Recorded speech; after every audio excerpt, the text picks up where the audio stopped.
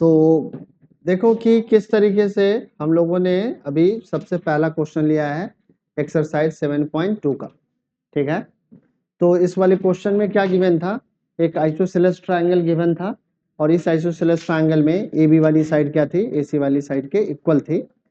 The bisector of angle B and angle C intersect each other at O. तो angle B और angle C का bisector एक दूसरे से कहाँ पे मिल रहा था, ओ पॉइंट पे मिल रहा था। और फिर क्वेश्चन में ही कहा था कि ए को ओ से ज्वाइन कर दो और हमें प्रूव करना था कि O B is equal to O C. तो सबसे पहले हम लोगों ने गिवन इंफॉर्मेशन से इस क्वेश्चन को करना स्टार्ट किया। पहले हमने क्या लिखा, तो पहले हमने लिखा कि A B is equal to A C, this is the given information and we know that since opposite angles of equal sides are equal, so that's why we can write angle B is equal to angle C. Since angle B is opposite angle of the side AC and angle C is opposite sides of angle side AB. So यहाँ पे angle B angle C के equal हो गया। अब angle B और C आपस में equal हैं, तो half of the angle B भी half of the angle C के क्या होगा, इक्वल होगा। तो हमने लिखा half of the angle B is equal to the half of the angle C.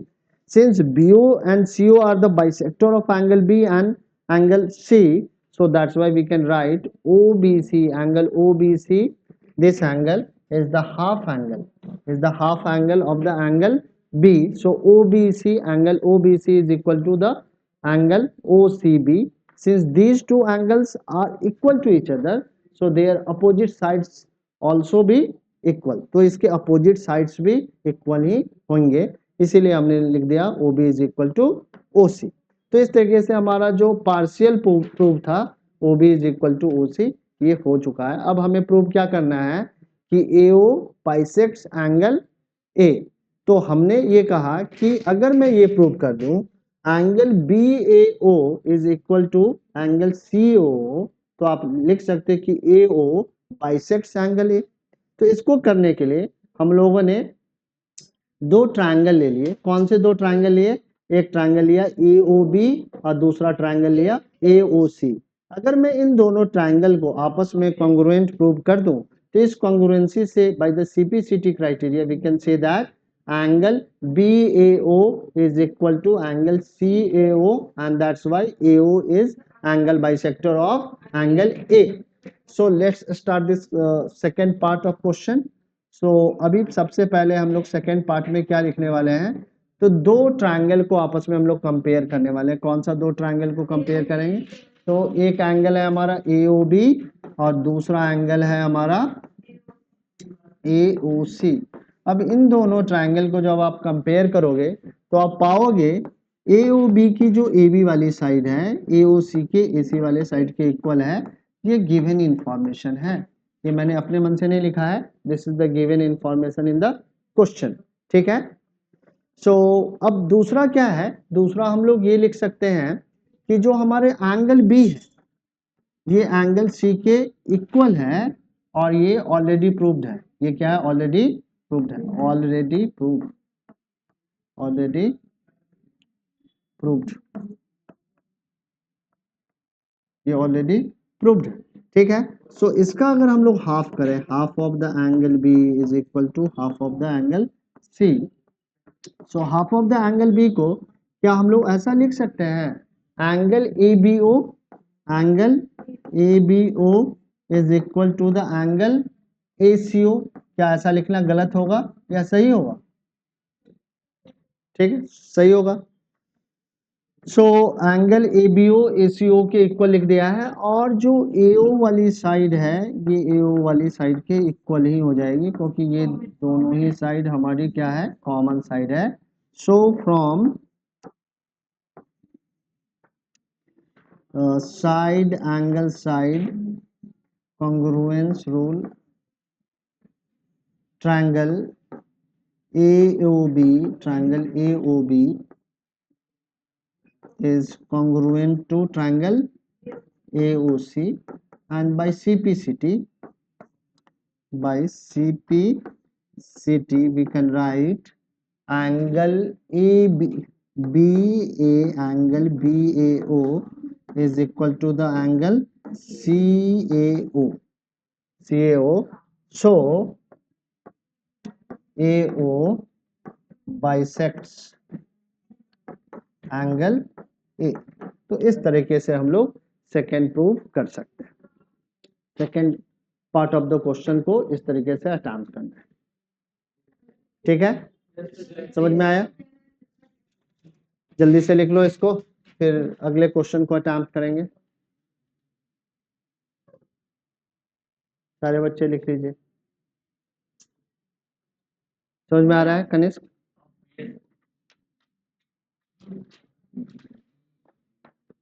समझ में आ रहा है अनूप?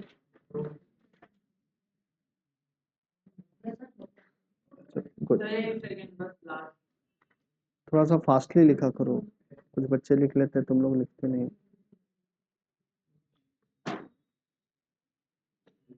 ठीक है, आगे बढ़ जाते हैं।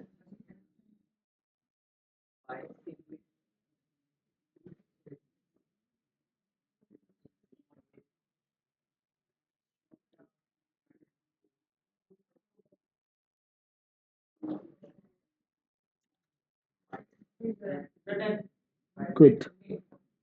अब क्या है, नेक्स्ट क्वेश्चन देखो कि किस तरीके से करना है।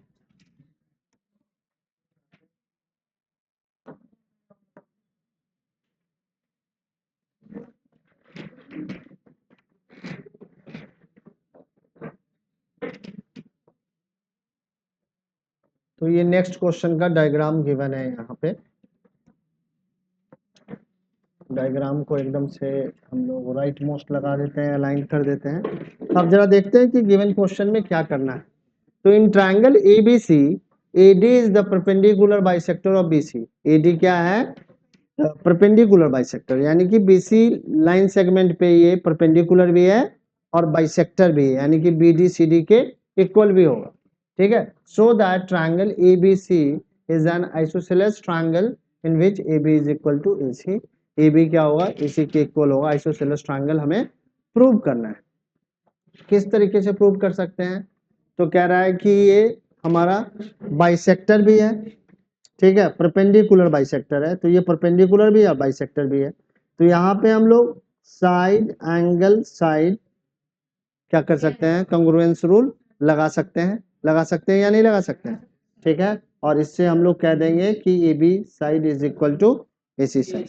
ठीक है, तो इस तरीके से हम लोग इस क्वेश्चन को अटेम्प्ट करेंगे। तो यहाँ पे हम लोग लिखेंगे कि इन ट्रायंगल ABD, प्लीज आवाज मत करो, in triangle ABD and triangle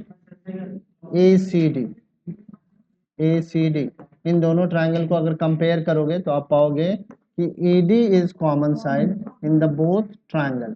इन दोनों ट्रायंगल में AD क्या है? कॉमन साइड है, कॉमन साइड है। ठीक है, एंगल ADB क्या होगा? तो एंगल ADB जो है हमारा ADB, ठीक है, is equal to the angle ADC। ये दोनों ही 90 डिग्री है, और ये भी हमारा गिवन इंफॉर्मेशन है, since AD is perpendicular on BC, इसीलिए ऐसा हम लोगों ने लिखा है। And it is also a bisector, ठीक है ना, it is a bisector of BC, so we can write BD is equal to the CD। ठीक है, लिखेंगे since AD is bisector of side BC। ठीक है, so from SAS criterion congruence rule, triangle ABD is congruent to triangle ACD. Since these two triangles are congruent to each other, so by CPCT criterion, we can say that AB is equal to AC. So this is the required proof. इस तरीके से आप इस question को attempt कर सकते हैं। बहुत आसान है। ठीक है, आगे बढ़े। सिद्धार्थ आपको समझ में आ रहा है?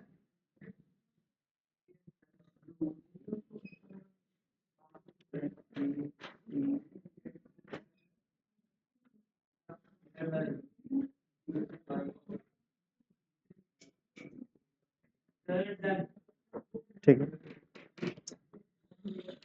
अब जो हमारा नेक्स्ट क्वेश्चन है ये है थर्ड।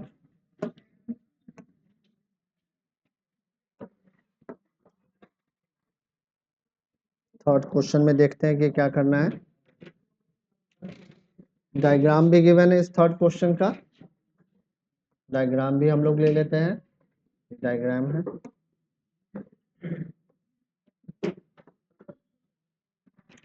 तो देखो यहाँ पे कह रहा है ABC is an isosceles triangle. ABC एक आइसोसेलेस ट्रायंगल है in which altitude B and CF are drawn to equal sides AC and AB। यहाँ पे B और CF क्या है, एल्टीट्यूड है, इक्वल साइड्स पे ड्रॉ किए गए हैं। तो AB is equal to AC, ये गिवन है यहाँ पे। ठीक है, अब क्या कह रहा है, so that these altitude are also equal. हमें क्या प्रूव करना है, ये एल्टीट्यूड भी आपस में इक्वल होंगे। ठीक है, अब कैसे प्रूव करेंगे, जरा पहले हम लोग इसको समझ लेते हैं फिर क्वेश्चन करेंगे। ठीक है, समझने के लिए थोड़ा सा इसको इस साइड। अब देखो यहाँ पे क्या कह रहा है, ABC हमारा आइसोसेलेस ट्रायंगल है, यहाँ पे AB वाली साइड AC वाली साइड के क्या है, इक्वल है। ठीक है, और हमारा ये जो BE है और जो CF है इसको हमें इक्वल प्रूव करना है।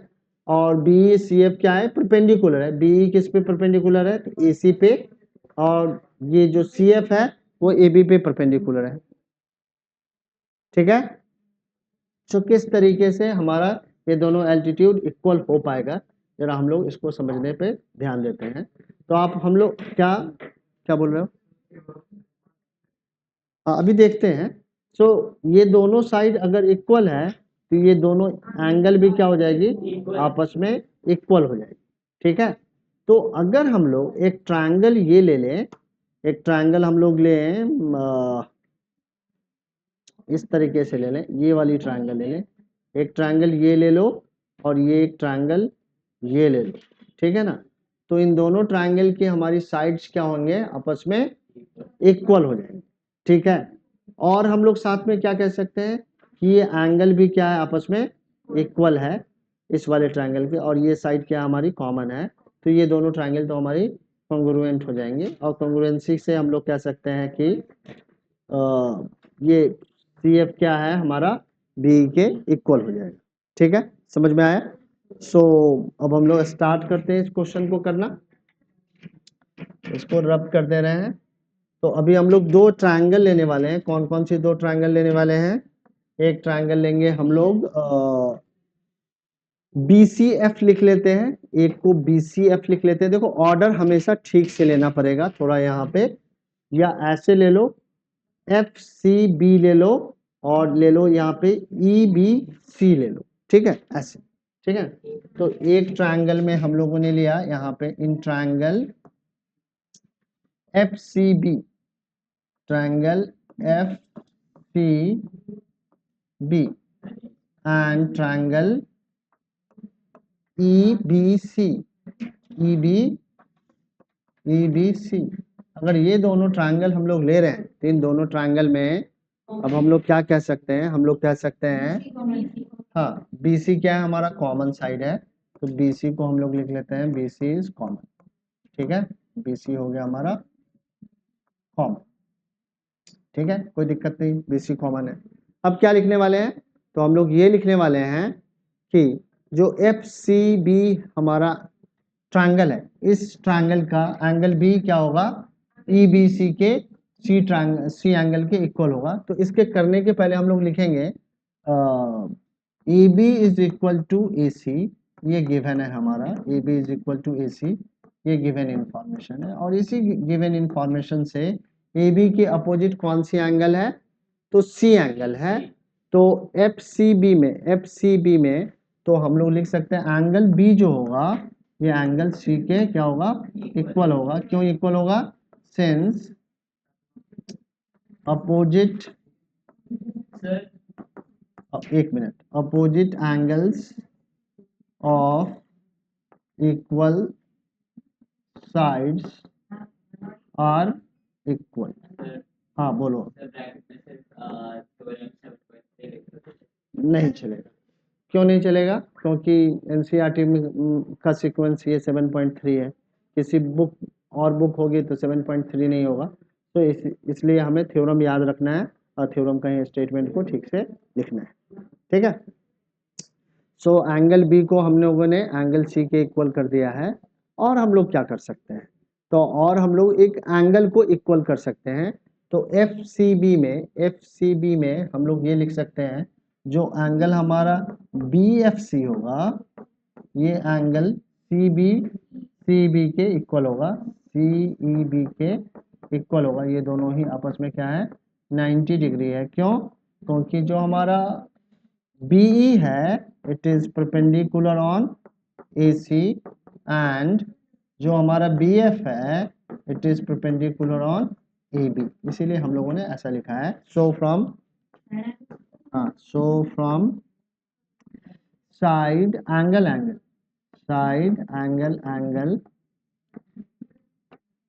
congruence rule triangle FCB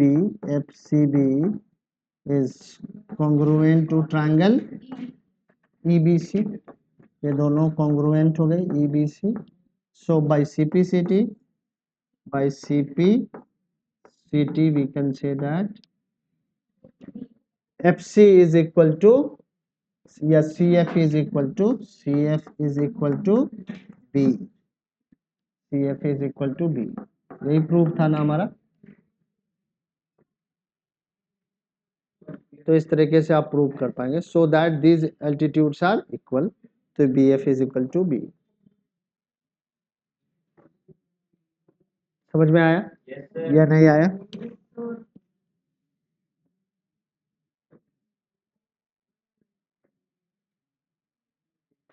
लिख लिया आप लोगों ने? जल्दी लिख लो।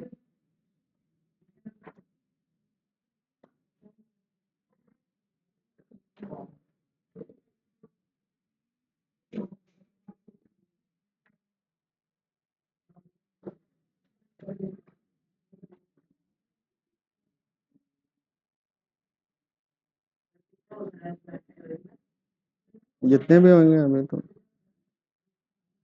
अच्छा, तो आज जो है ना हम लोग इसी क्वेश्चन, ये क्वेश्चन हमारा लास्ट है आज का। ओके, 8 बज चुका है। ठीक है ना? हाँ, जितने भी क्वेश्चन होंगे करना तो है ही। हाँ, हाँ? कौन सा लास्ट का? By CPCT BF is equal to B। ये BFC is equal to the angle CB. B is perpendicular on AC and BF is perpendicular on AB। आ जाइए।